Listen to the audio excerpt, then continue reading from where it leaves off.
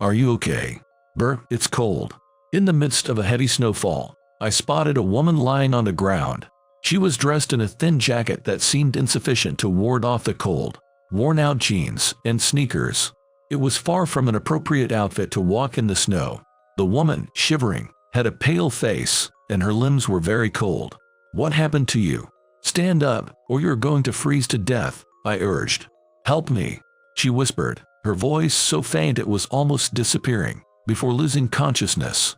After a moment of hesitation, I hoisted the woman onto my back. Her body was surprisingly light, and before I knew it, tears had welled up in my eyes. It was a snowy day. It wasn't until later that I realized the woman I had helped was the one I cared for. This is how she and I met again. All right, everything's set up. Shall we open for business? My name is Carter, 26 years old. I run a restaurant in the countryside. It's a small restaurant with just one old piano and a few tables. Originally, the restaurant was run by my grandfather, but after he passed away, I decided to take it over. My parents died in an accident when I was young, and my paternal grandfather, whom I called Grandpa, took me in. Thanks to Grandpa and this restaurant, I'm able to live happily today. Looking at the piano reminds me of my grandpa, happily playing in response to a customer's request. Carter, the most important thing is to have fun. A smile suits you best, he would say with a laugh, even before he passed away. I loved my grandpa's smile, which looked just like my dad's. You're right, Grandpa. I'm gonna enjoy to the fullest today. Smiling towards the piano, I headed towards the entrance door. Opening it let in a gust of cold wind. Snow had started to fall lightly. Brr, it's cold. Today's special is definitely stew.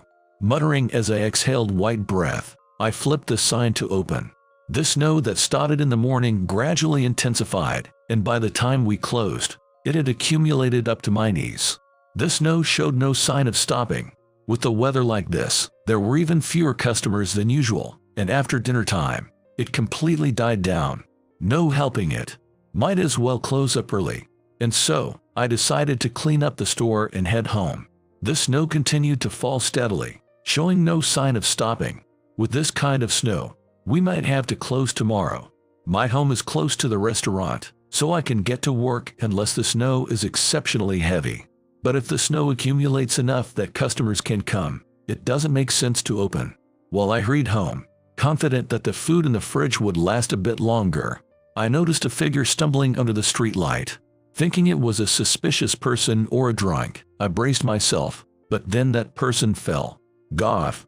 Rushing over, I found it was a petite woman. In today's weather, she was inappropriately dressed in a thin down jacket, her jeans soaked with snow, and sneakers. All of her clothes were dirty and tattered. Her complexion was pale, and her fingertips were bright red and very cold. To check if she was conscious, I looked at her face. Wait, Mary. Though she looked much thinner, it was Mary Cooper, a classmate from my high school days. Ick. I froze in shock at the unexpected figure, but her moan brought me back to reality. Mary. Hannon there. She opened her eyes slightly in response to my voice. Good, she seems to be conscious. Feeling relieved, I heard her whisper, "Help me." With those words, she seemed to lose all strength. Mary. I called out again, but there was no response. I hesitated for a moment, but then I carried her on my back. Despite her wet clothes adding weight, her body was lighter than I expected. It's gonna be a bit bumpy, but please bear with it, I said to Mary. Carefully navigating the snowy path, I made my way to my house, with Mary in tow. Once home, I dried her wet body and straightened out her clothes. It was a difficult task, reminding myself it was an emergency, trying not to look or touch more than necessary. She started to run a fever that day, and I took care of her. However, I couldn't help but feel concerned as she deliriously muttered sorry in her sleep. Mary Cooper, with her somewhat sharp eyes, a straight nose, and her slender figure, she looked more mature than her age. Always cool and not overly friendly with others. She reminded me of a cat, a beautiful one at that. She is the daughter of the Cooper Group, which runs a music-related company. Influenced by such a family background, she has been immersed in the music world since she was a toddler. Our only connection was being high school classmates. However, She was on an exclusive course for those who wished to proceed to the College of Music, so we didn't have a chance to interact directly. Her beauty and excellent performances were well known among us, and she had many fans. I had seen her at school concerts, and like other students, I had admired her. She's out of my league. That's an apt description for her. There was only one time we were alone together. As someone who learned piano as a child, I sometimes played the piano in the music room during break time just to relax. After I finished a piece, a student walked into the music room. It was Mary. After realizing I wasn't her classmate, she made a surprise comment. Not bad for an ordinary student. And then she left. There was no applause, but being told not bad by the girl I admired made my heart race. After that, even though I played the piano during lunch breaks, she never appeared again, nor did I have another chance to speak with her. A bittersweet memory of my student days. It was supposed to end there, but now, she was in front of me. Watching her slowly recover, I thought about the strange coincidences in life. 2 days later, Mary finally woke up. She was clearly shocked to find herself in an unfamiliar place. As I explained to her that I had found her lying in the snow and had been running a fever, she responded with concern. "Oh no, I've caused you such trouble. I'm really sorry. Don't worry about it, it's nothing. I did it because I wanted to, so don't feel bad. Thank you for being so kind to me, a stranger." She smiled shyly, a smile that made me feel a bit lonely. Naturally, she didn't remember me. No, actually, we went to the same high school. Really. I'm sorry, I didn't recognize you. No problem. It's understandable you don't remember. We were in different programs, and I was just someone who watched you from afar. Is that so? Were you in the general program, then? Seeing her confused expression, I realized I hadn't even introduced myself. Oh, sorry, I haven't given you my name yet. I'm Carter. Now, I run a restaurant nearby. Carter, I'm sorry for not remembering you, she said, her tone filled with remorse.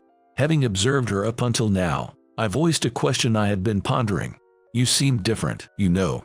Back then, you were more pretentious and unpleasant. She continued my sentence with a self-deprecating laugh. No, it's okay.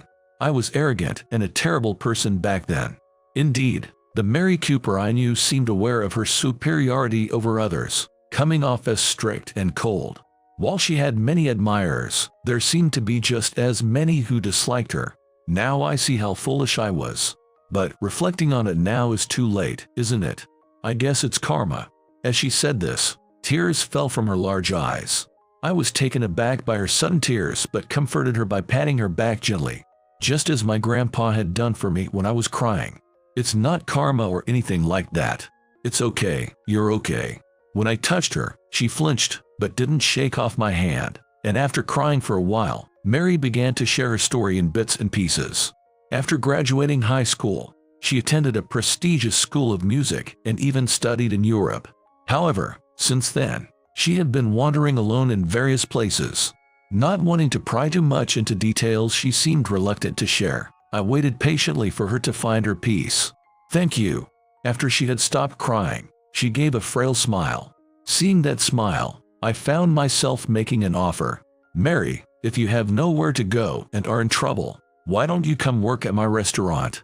I promise you free room and board there." I was aware of how impulsive my offer sounded, but I couldn't bear to leave her in her broken state. Mary widened her eyes at my proposal, then nodded slightly and politely said, "Thank you, I'd appreciate that." Thus, Mary Cooper started working at my restaurant. Since we were classmates, she told me not to be formal, and we started calling each other by our first names. I never imagined I'd call my crush by her name, and initially, just saying Mary made my heart race, but having her call me by my name was even more thrilling. When Mary started working at the restaurant, I intended to ask her to help in the dining area. Since we had a piano, and occasionally customers would request songs, I thought she could handle that too. I was excited at the prospect of seeing Mary play the piano again after so many years, but when she said, "Sorry, I don't play the piano anymore," and expressed a desire to work in the kitchen instead, I was taken aback. Apparently, she had taken to cooking while studying abroad and had some confidence in her culinary skills. The image of Mary, who I always saw as a sheltered young lady. Cooking was hard to connect with, but the meals she prepared were delicious, and watching her cook with seriousness was a great sight. Even though I was curious why she stopped playing the piano, witnessing such a rare side of her daily felt like a special privilege as Mary and I ran a restaurant together. One day, while Mary was preparing our meal during lunch break, I decided to play the piano. It had been a while since I last played, as I had been too busy after my grandpa's death. There was some hesitation about playing in front of Mary, a music expert, but I rationalized that my piano playing was just a hobby and sat down at the instrument. I chose the aita, a favorite of my grandpa's. It had been so long that my fingers didn't move well at first, but by the end I was getting into it and enjoying myself. After finishing the piece, I heard applause. Mary had come out of the kitchen at some point and had been listening as an audience. What? Mary, you were listening? Was that not okay? No, it's a bit embarrassing to play in front of an expert like you, Mary. I'm not very good, and I made a lot of mistakes, I said with an embarrassed smile, to which Mary shook her head. That's not true at all. Your playing was really good. It looked like you were having fun, and it made me feel happy too. Mary smiled softly, causing my heart to flutter. Really? Thank you. It means a lot to me that you said that. If you're that good, why didn't you go into the music program? You could have done well there with your skills. Mary asked, looking curious. Jay, I've been playing the piano since I was little, and I was told I could aim for a college of music, but pursuing it seriously would have required financial resources we didn't have. I couldn't let my grandpa strain himself for that, so I quit playing piano in middle school. I loved playing the piano, influenced by my music-loving grandpa and my father, who was a performer in a small orchestra. Music was always a part of my life. I naturally took an interest in music and was allowed to learn the piano. Even after my parents passed away, my grandpa continued to support my musical interest. But knowing that the restaurant's income wouldn't support a musical career, I told him I would forgo pursuing a career in music. I see. I'm sorry for asking such an insensitive question. No need to apologize. I'm happy you praise my piano playing. This makes it the second time. I smiled as I said that. Second time. Yeah. Back in high school, you complimented me once. You said, not bad. That time. I mimicked Mary from back then. Did I sound that snobby? I'm sorry, Carter. I didn't mean to be. Looking back, Mary looked a bit downcast. Seeing her like that, I laughed again. Don't worry about it. I was happy both then and now to get praised by you. Besides, Mary, come here for a second, I said, inviting her over to the piano. Wait, Carter. I don't play the piano anymore. Don't you want to try? You look like you do. I took Mary next to me and guided her hands onto the keyboard.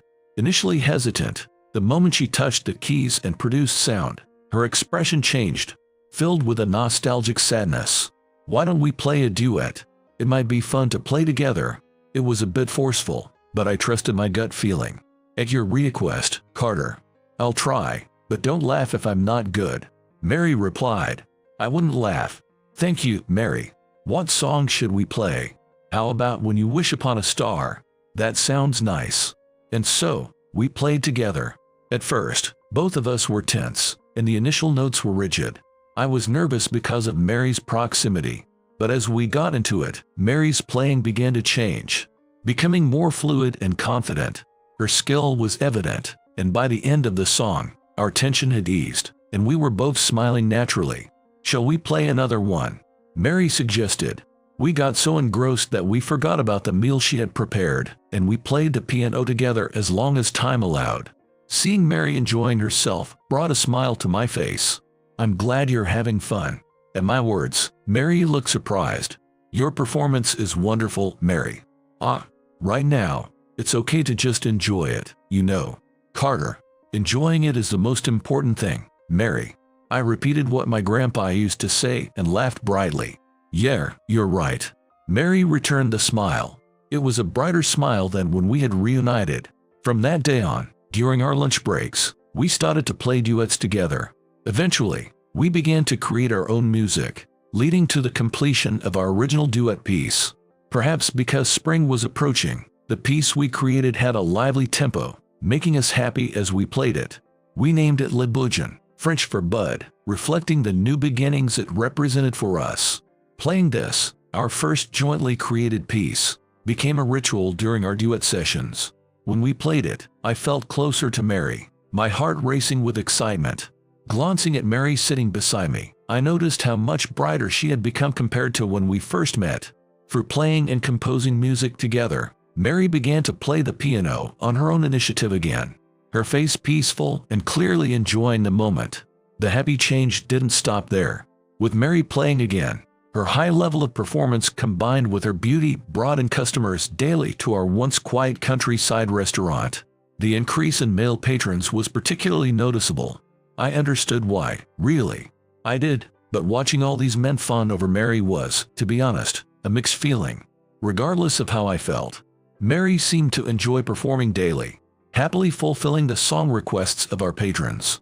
Today, she entertained a group of young listeners with a series of Disney songs. "Thank you, big sister. Your piano playing was so beautiful. I want to play like you one day." "Me too. I want to play my mom's favorite song for her." Children with sparkling eyes gathered around Mary. Her smile at them was gentle and warm, filling the restaurant with a comforting atmosphere. Mary's reputation extended beyond our town, attracting even television interviews. Among the visitors were some dubious figures, eager to sensationalize Mary's background with headlines like, "The Turbulent Journey of the Cooper Group Heiress," from promising musician to homelessness and back as a beauteous pianist. I revisited my memory when I spotted Mary. I'm satisfied to see the transformation of Mary, who was once devastated and never shared her past. Honestly, I just wanted to protect her privacy, hoping to keep her story untold. Yet, Mary assured me, "It's okay. If it helps your restaurant, Carter, I'm happy," smiling warmly. Despite my worries, with the media coverage, the restaurant thrived beyond expectation. As we busily kept up with the daily rush, 2 months flew by. With winter's end near and spring on the horizon, a couple visited the restaurant, their lavish appearance out of place in the countryside. Wafting a strong scent of cologne, they walked over to me. "Welcome. Table for 2. I'm sorry. We're not here for dining," the man said with a polite demeanor. "Not customers." "Then what?" As I pondered, Mary burst from the kitchen. "Why are you here?" Looking offended, the man shook his head. "Are you asking me why?" "Because we're your parents." "Parents? That means you're Mary's." "Mary's parents? The heads of the Cooper Group." The father glared at me, clearly displeased that I had spoken up. "Are you the manager of this place? I suppose I owe you thanks for looking after my daughter. However, I don't appreciate someone like you calling my daughter by her name so casually." The mother hadn't said a word so far, but her face showed the same displeasure as her husband's. "Carter saved me. Please don't be rude to him," Mary protested. "Really, it seems you've been poisoned by him during our absence." "Well, never mind, get changed immediately. We're leaving." "What?" Mary and I were dumbstruck. Without considering our opinions, no, without considering Mary's wishes, he uttered his words as if they were final and absolute. "No. I'm not going anywhere." Mary's voice was strained, her hand trembling as it gripped the hem of her cook's uniform. "I will never return to you. Weren't you the ones who dumped me, saying I was useless, so easily?" Mary's outcry was nearly a scream, and I was shocked. Her parents had cast her out. It was hard to believe, but Mary's demeanor made it clear this was no lie. "You're nuts. Why on earth abandon your own daughter?" I found myself muttering. The father just snorted in response, and the mother didn't even bat an eyelid. "You did nothing but pressure me, casting me aside the moment I faltered. Then, instead, you began favoring my sister, who you had neglected, and dumped me as if I never existed to the Cooper family." Mary's grip tightened, her fingertips turning white. "It's inevitable. Those talentless people can't survive in this world. We thought she could replace you, but she was inadequate. She lacked your musical talent and beauty. But look, you've managed to reclaim your music here and captured public attention. That's a pass from us," the father said with a smile.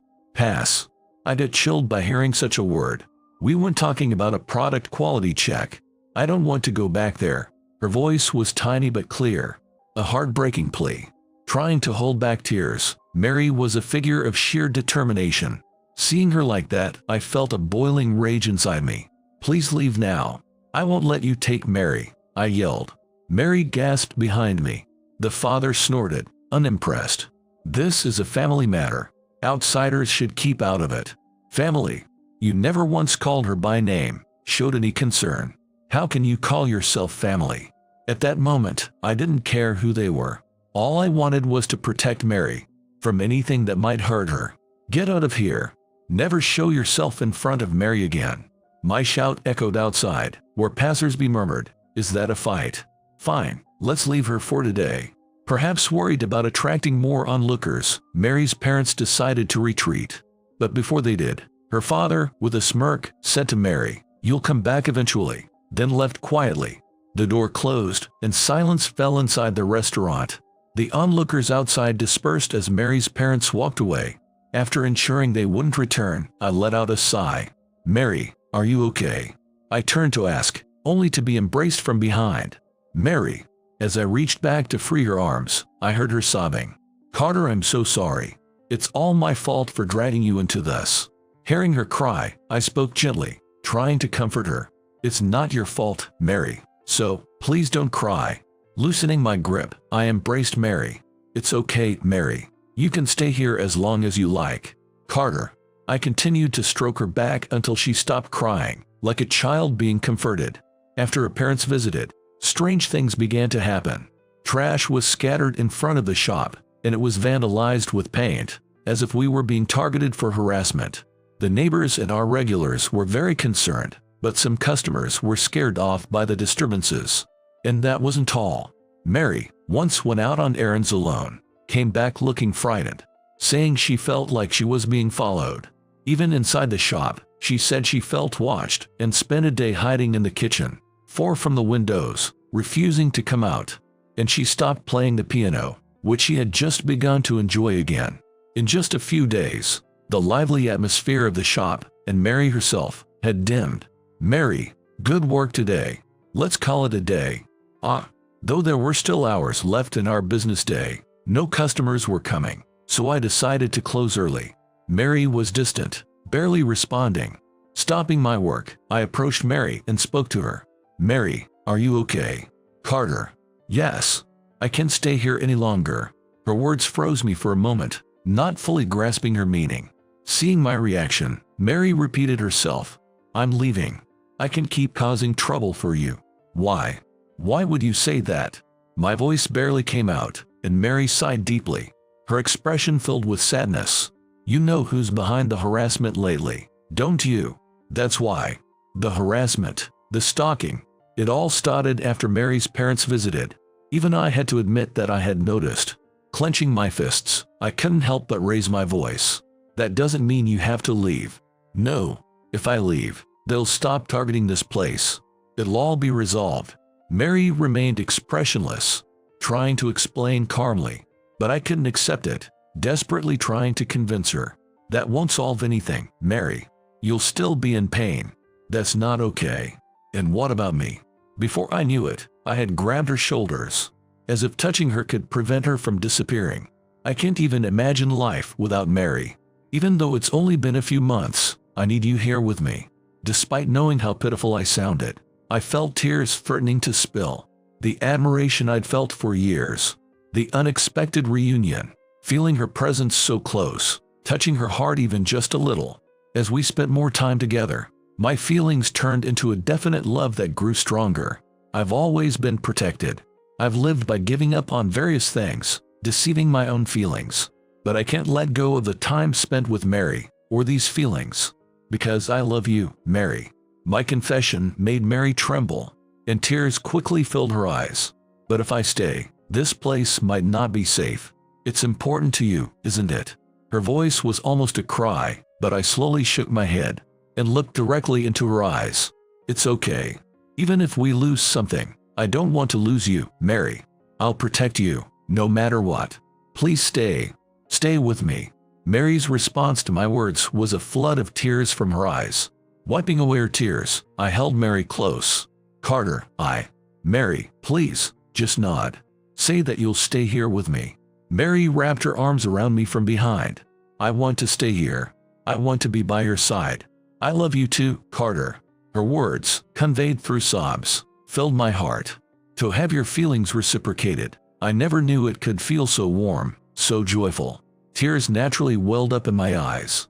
The first since I was a child. With that thought, I hugged Mary's slender frame tightly. Thank you, Mary. I should be the one thanking you. Carter, I'm so glad I met you. We held each other, crying, confirming our feelings on this day. Months after our unexpected reunion, we confirmed our thoughts for each other. I didn't know what Mary's parents would do next, but I resolved to protect her no matter what. Though the air still held a trace of unease, Mary's smile had returned. She began to play the piano again. Laughing together, side by side, we played that song we created. We tried to keep our spirits up, talking about the future in a hopeful way. Hey, Carter, we don't need a wedding, but let's go on a trip together, just the two of us. Yeah, somewhere warm. Oh, I'd also like to visit the town where you studied in Europe. That place is warm, not just in climate, but its people too, and there are so many delicious places to eat. I could even study cooking more. Mary smiled happily. Then, when we get back, let's develop some new menu items. The customers will love it, for sure. That sounds great.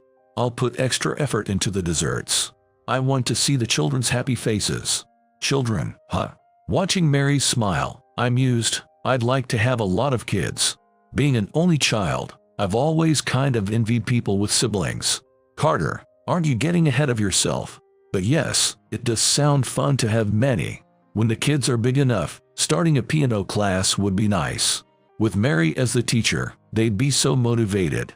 Are you saying I'd be strict? Mary pouted a little at my words. That face is also adorable. Oh, no. I meant they'd be happy and put their hearts into it. I'll let that comment slide. Well, that's such an old-fashioned phrase. Did you mean to say it like that? Just a bit. Ahaha. Mary, with a playful wink, made me laugh uncontrollably.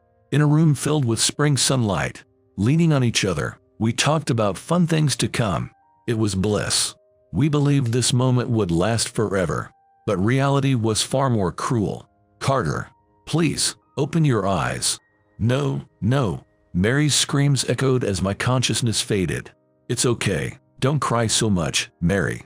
I wanted to tell her so, but my lips wouldn't move. I wanted to stroke her head like I always do, but my hand wouldn't move.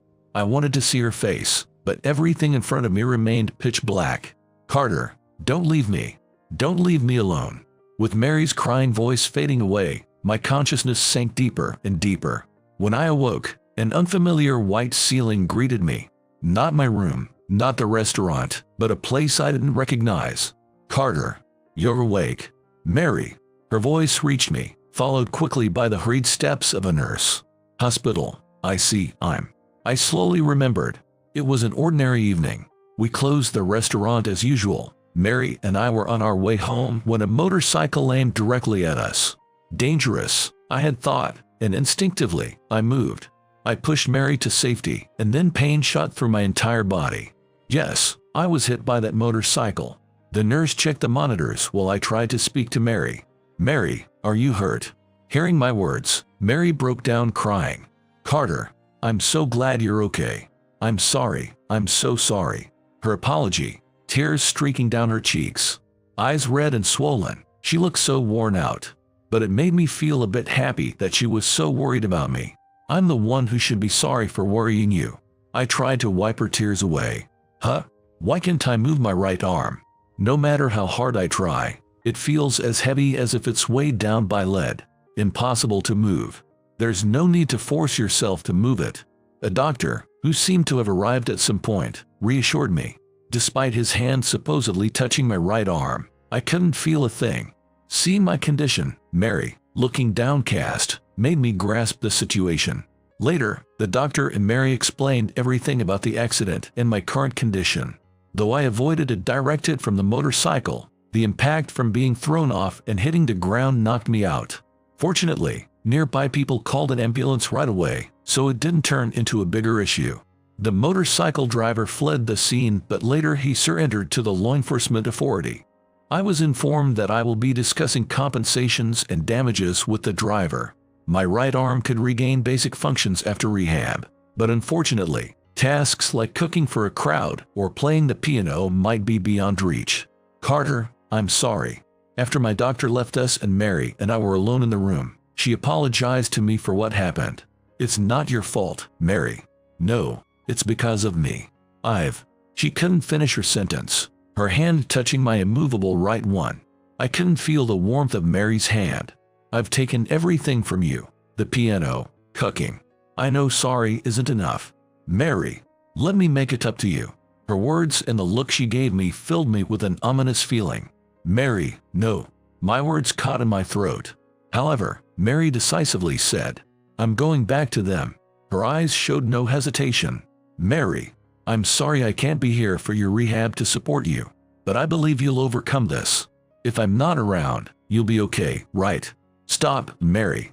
Don't say anything more. I'll be fine. I won't break again.